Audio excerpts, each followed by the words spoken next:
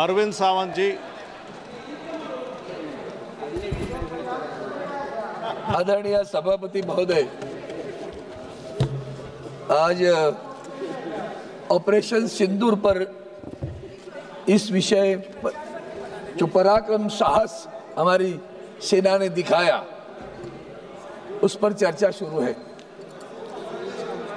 तो पहले मैं भारतीय सेना के पराक्रम, अनुशासन, अद्वितीय रणनीतिक क्षमता को नमन करता हूं। खास करके हमारे सत्ता पक्ष के जो बड़बोले हैं वो सुन ले भैया कि हम लोग सेना के प्रति गौरव गोगाई ने भी शुरू में कहा था, मैं आज वो शुरू में ही कहता हूँ, उनकी शूरता, वीरता, पराक्रम, साहस को नमन करता हूँ, प्रणाम करता हूँ। लेकिन ऑपरेशन सिंदूर की जब बात शुरू करते हैं तो पहले बात तो यहाँ से शुरू होती है, ऑपरेशन सिंदूर क्यों? ऑपरेशन सिंदूर क्यों? इसलिए सिंदूर का ऑपरेशन हुआ कि पहलगाम का हादसा हुआ। सभापति महोदय, मैं कुछ कार्यकाल के लिए मंत्री था और जब मैं कश्मीर में गया था इलेक्ट्रिक बसेस का लॉन्चिंग करने, तो चप्पे पे पुलिस खड़ी रहती थी, जवान खड़े थे, एक फरलांग भी नहीं, 50-50 गज पे एक जवान खड़े थे, सशस्त्र जवान खड़े थे। अब ऐसा क्या हुआ कि उस दिन पहलगाम में कोई सशस्त्र जवान नहीं है, पुलिस नहीं है, हमारे टूरिस्ट वहां आए हुए हैं, सैलान आए हुए हैं, तो पुलिस भी नहीं है। या किसने आदेश दिए थे कि वहां जवान नहीं रहेंगे?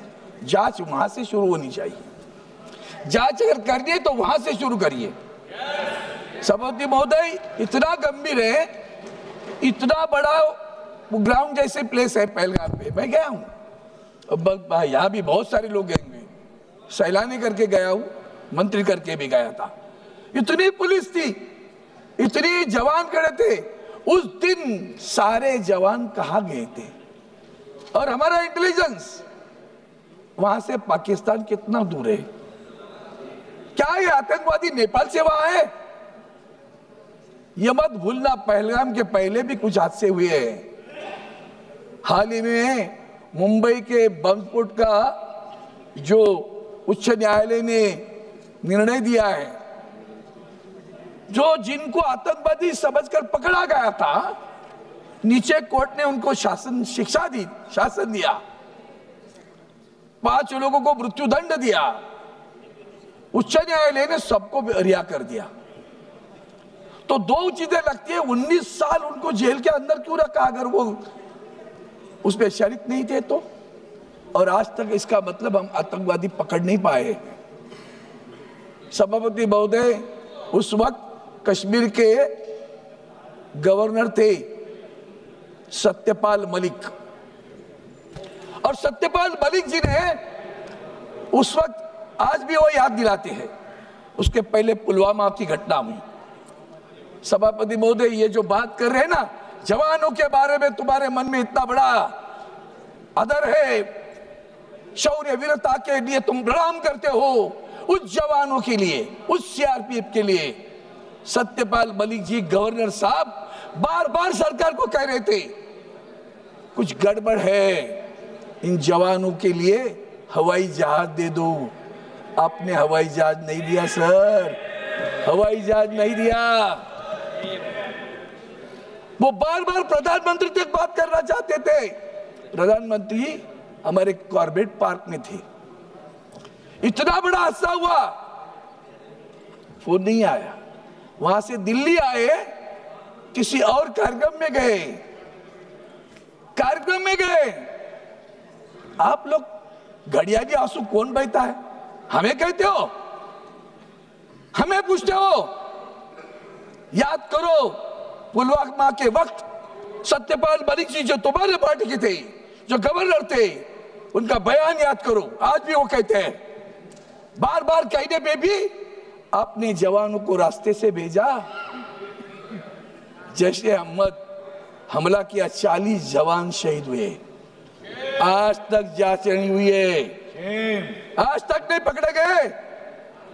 सिंदूर नाम देते हो, भावनात्मक खेलते हो लोगों से। सिंदूर किसका छीना गया? हमारी बहनों का सिंदूर छीना गया ना। तो जिन्होंने छीना वो आतंकवादी आज तक पकड़ नहीं पाए आप। आतंकवादियों के टारगेट करके हमने हमले किए, हाँ किए। हमने जनता पर हमला नहीं किया, सराहना करते हम। और इसके बावजूद भी जब आतंकवादियों को पकड़ा नहीं जाता, आपके दिल में कुछ नहीं आता, ढोल बजाते हो।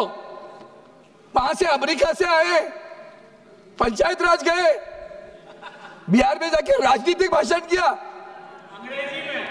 वो भी अंग्रेजी में। दुनिया को समझाना था भैया, वो भी तो आता है आजकल, टेलीप्रॉम्प्टर से आता है, तुम्हें पता नहीं होगा।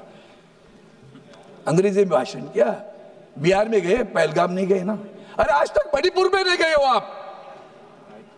आपकी संवेदना देखनी है ना, तो मणिपुर में भी आज तक आप गए नहीं हो sir. Don't you feel hurt? दुख नहीं होता, दर्द नहीं होता, शर्म नहीं आती, बुरा नहीं लगता? फिर हम आपका भी ढोल बजाते बैठेंगे क्या? हम ढोल हमारा सेना का बजाएंगे, आपका नहीं बजाएंगे, इतना ध्यान में रखना। ढोल हम सेना का बजाएंगे। आपकी क्या उसमें शूरता वीरता थी? अगर आपने फ्रीडम दिया था तो फ्रीडम देने के बाद में वो तुम्हारे जो डिफेंस के अधिकारी पाकिस्तान के अभी भी कह रहे थे, गिड़गिड़ा रहे थे, तो गिड़गिड़ा रहे थे ना, तो बिना शर्त क्यों लिया? बिना शर्त युद्ध समाप्त कर दिया। वो तो पक करता ही है अमेरिका का प्रेसिडेंट, उसकी तो बकबक आज भी चालू है। मैंने रुकवाया, मैंने रुकवाया, मैंने रुकवाया। बिना शर्त क्यों किया बंद? बिना शर्त क्यों? अगर वो गिड़गिड़ा रहे थे ना तो शरण आ रहे थे। अगर वो शरणार्थी थे तो शर्तें लगानी चाहिए थी। क्या शर्तें लगाई आपने? उसके बाद में भी युद्ध चलता रहा। हमारे जम्मू पर हमले होते रहे, नागरिकों के बस्ती पर हमले होते रहे, हम देखते बैठे क्या?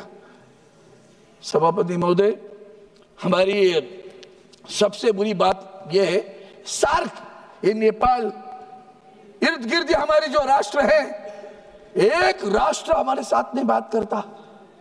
हम तो विश्वगुरु हैं, हम तो विश्वगुरु हैं, पूरे दुनिया में घूमते हैं। 200 राष्ट्रों में गए, पाकिस्तान के आतंकवाद के बारे में बात करते हैं। आतंकवाद के लिए हम कॉम्प्रोमाइज नहीं करेंगे, नहीं करना चाहिए। सराहना करता हूं, प्रधानमंत्री को धन्यवाद भी देता हूं। लेकिन माननीय प्रधानमंत्री जी, आपके साथ पूरे विश्व में एक राष्ट्र भी नहीं खड़ा रहा। ये देश के लिए हम टिक्का टिप्पणी के लिए नहीं खड़े हैं यहाँ। एक राष्ट्र आपके साथ खड़ा रहता है, वो इस्राएल खड़ा रहा, नेतन्याहू। और हम ईरान के खिलाफ खड़े रहे, जो ईरान आपको तेल देता है और कहता है पैसे बाद में दे दो, चलेगा लेकिन तेल ले लो। उस ईरान के साथ का रिश्ता भी बिगड़ गया। ये हमारी परराष्ट्र नीति है। सभापति महोदय, ये सिर्फ पहलगाम की बात नहीं, कारगिल में भी हमने ऑपरेशन विजय किया था। उसके बाद भी गलवान बिलवान होता रहा, डोकलाम होता रहा। सीमा पर घुसना, घुसपैठ चालू है, चीन घुस रहा है। किसने किसने इस युद्ध में पाकिस्तान को मदद की? चाइना तो कर ही रहा था, तुर्की मदद कर रहा था, ड्रोन दे रहा था।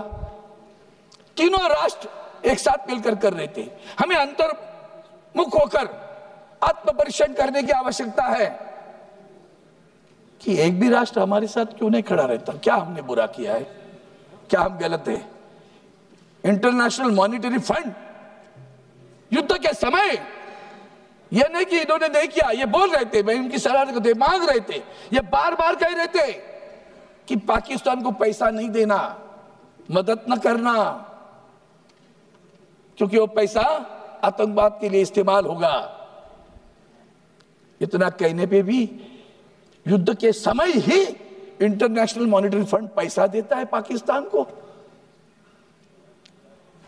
कमाल होगी। तो इसका मतलब हिंदुस्तान की क्या स्थिति है विश्व में? यूएन में तुम्हारी क्या स्थिति है? सिक्योरिटी काउंसिल में क्या स्थिति है? पाकिस्तान के खिलाफ कोई नहीं बोलता। हमीद अंसारी को बुला लिया ट्रंप ने। कनाडा में भी आपको नहीं बुलाया था, ये मत भूलना। G7 में भी आपको नहीं बुलाया, बाद में मेहमान करके बुलाया। और वहां मेहमान करके जाने के बाद ट्रंप वहां हमारे प्रधानमंत्री को फोन पे बोलते इधर आ जाओ। किसके लिए? अंसारी के पास मिलने के लिए। नहीं गए प्रधानमंत्री, मैं मानता हूं उनको, नहीं गए, अच्छी बात की। जो अच्छा है उसको अच्छा बोलूंगा। प्रधानमंत्री नहीं गए। फोन किया था ना, प्रधानमंत्री जी को फोन किया था ना, कनाडा आए हूं तो इधर आ जाओ, ये आया है हीरो पाकिस्तान का हमारे मिलने के लिए। अरे वाह, अरे वाह। ये ट्रंप की जो आदतें दिख रही है ना, पूरा विश्व भी दिख रहा है। इसे मत समझो हम आपको टिक्का, हम आपके साथ हैं। पूरा राष्ट्र हमारा आपके साथ खड़ा रहा। आदरणीय उद्धव जी ठाकरे साहब, शिवसेना के पक्ष प्रमुख, उन्होंने हमें आदेश दिए, ये वक्त बुरा है, ये राजनीति खेलने का वक्त नहीं है। हम प्रधानमंत्री के साथ डट के खड़े रहेंगे। पूरा विपक्ष डट के साथ खड़ा रहा। आपने सभी के एक दल बना लिए, 7 राष्ट्रों में टीम भेज दी आपने, अन्य बहुत सारे राष्ट्रों में टीम भेज दी। क्या हुआ? उस राष्ट्रों में क्या सम्मान हुआ? एक भी ज्वाइंट कोई प्रेस कॉन्फ्रेंस हुई कि जाकर दोनों इस राष्ट्र में आए हैं हम और इस राष्ट्र के कोई फॉरेन अफेयर्स मिनिस्टर बैठे और जाके प्रेस कॉन्फ्रेंस ले रहे, कह रहे हैं हम इनके साथ में आतंकवाद के खिलाफ है? कोई नहीं आया सर, सब विफल है, कोई नहीं गया हुआ। यह दुख है हमारा, दर्द है हमारा, हम आपके साथ हैं। राष्ट्र की बात करते हम साथ में रहेंगे, आज है कल भी रहेंगे, यह मत भूलना। इसलिए मैं 2-3 चीजें याद दिलाना चाहता हूं। कारगिल का युद्ध भी जैसे भूल नहीं सकते ना, वैसे और भी कितने लोग हैं वो भी भूलना चाहिए। वो अमेरिका के राष्ट्राध्यक्ष बार बार बोलते हैं, ये कहते हैं अभी बार बार बोलते हैं, हाँ बोलते हैं ना वो। हमने कब कहा कि हमने आपका सुनकर युद्ध नहीं रोका है? पाकिस्तान हमारे सामने गिड़गिड़ा रहा था, तब जाकर हमने युद्ध रोका है। ऐसा एक भी बयान मुझे किसी का बताओ sir, I will be happy to read that बयान। ट्रंप के नाम से बयान देने की आवश्यकता है। Sir you spoke very late sir, तभी तो कुछ नहीं हुआ। हमारे CDS क्या बोलते, चीफ ऑफ डिफेंस स्टाफ, आत्मनिर्भर होने की आवश्यकता है। एक शब्द में सब कुछ आ गया, ये तो डायलॉग है हमारा। आत्मनिर्भर होने की आवश्यकता है, इसका मतलब आज भी हमारे साथ जो कुछ है वो परिपूर्ण नहीं है। ये आत्म परीक्षण की बात है, आलोचना की बात नहीं है, टीका टिप्पणी की बात नहीं है। राष्ट्र करके हम सब एक है। राष्ट्र की एकता, अखंडता, संप्रभुता, सुरक्षितता सबसे अहम है, महत्वपूर्ण है। और इसलिए मैं 2-3 चीजें और याद दिलाना चाहता हूं कि सभापति महोदय, जब ये नवाब शरीफ को मिलने गए थे, किसने बुलाया था? बिन बुलाए गए थे, याद है? बिन बुलाए गए थे, इनको याद नहीं होगा। और जब ये अभी आदरणीय राजनाथ सिंह जी ने एक ट्रेन, लाहौर की ट्रेन की बात की, वंदनीय हिंदू हृदय सम्राट शिवसेना प्रमुख बाला साहब ठाकरे ने उस वक्त कहा था, ये समझौता एक्सप्रेस पर नहीं करो। पाकिस्तान सांप जैसे कितना भी दूध पिलाओ वो जहर ही उगा लेगा। और उनके शब्द आज खरे उतर कर आए हैं। कितना भी करो, जब आपके पास पहलगाम का हमला होने के बाद उन्होंने क्या कहा, यह तुम्हारा अंदरूनी मामला है, हमारा कोई संबंध नहीं इससे। 200 लोगों को पकड़ा था आपने, बाद में 2 रखे। उन्होंने सबको खाना पीना खिलाया, उसके लिए भी अच्छा कहो कि भाई वक्त पे जो लोग दौड़ कर आए वो हिंदुस्तान की भूमियों के लिए आए। जो हमारी बहनों की सिंदूर पूछने के बाद में जो लोग दौड़ कर आए वो भी तो हमारे हैं ना, तो इसकी याद दिलाने की आवश्यकता है। मैं इतना ही कहूँगा सर, ये जितने भी घोटाले की बात करोगी, आपने कहा शांति और शक्ति, अरे आपके बीजेपी के समय हम भी उनके साथ, पाकिस्तान ऑक्युपाइड कश्मीर लेके रहेंगे, यही तो वक्त था भैया, यही तो वक्त था। पाकिस्तान ऑक्यूपाइड कश्मीर लेने का? किसने मना किया आपको? हम युद्ध नहीं चाहते, बुद्ध। अरे वाह, युद्ध नहीं चाहते, बुद्ध। ये कभी सीख लिया भैया? कल तक तो कहते थे हम पाकिस्तान ऑक्यूपाइड कश्मीर लेंगे, अब तो वक्त आया था। किसने मना किया आपको पाकिस्तान ऑक्यूपाइड कश्मीर लेने के लिए? 21 से 9 अड्डे पे हमला करके ये मत सोचो कि आपने बहुत बड़ा कुछ हासिल किया है। शूरता वीरता, उनको फ्रीडम दे दो। आपने कहा, हमने दिया है, तो रोका क्यों? तो रोकने के लिए आपके बीच में पड़े। सीडीएस को कहना था हम रोकेंगे कि नहीं रोकेंगे, उनको जाने दो ना था आगे। यही तो वक्त था ना, यही तो वक्त था पाकिस्तान को एक बार सबक सिखाना। जैसे इंदिरा गांधी जी ने सबक सिखाया था ना, वही दोबारा सबक सिखाने की आवश्यकता है। यही वक्त था सबक सिखाने का। बांग्लादेश निर्माण किया, उसी तरह इस वक्त भी कर सकते थे।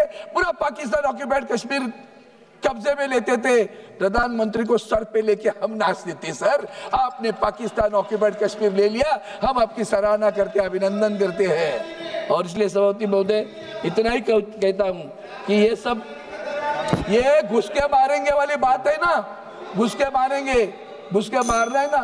ओसामा बिन लादेन को कैसे मारा, वैसे घुस के मारा। श्री अमर काले जी, एक मिनट सर, खत्म कर रहा हूं, एक वाक्य में खत्म करता हूं। ओसामा बिन लादेन को कैसे मारा, उसे कहते हैं घुस के मारा। और आखिर में एक ही विनती करता हूं, ऐसे पाकिस्तान के साथ क्रिकेट खेलने का बंद करो। जो पाकिस्तान आपके साथ इस तरह से बर्ताव करता है, उस पाकिस्तान के साथ आप क्रिकेट खेलने जा रहे हो। मैं विनती करता हूं, उस पाकिस्तान से क्रिकेट मत खेलो, और जो आपको मन में है उसके लिए जवानों को ताकत देने के काम करिए। धन्यवाद। जय हिंद, जय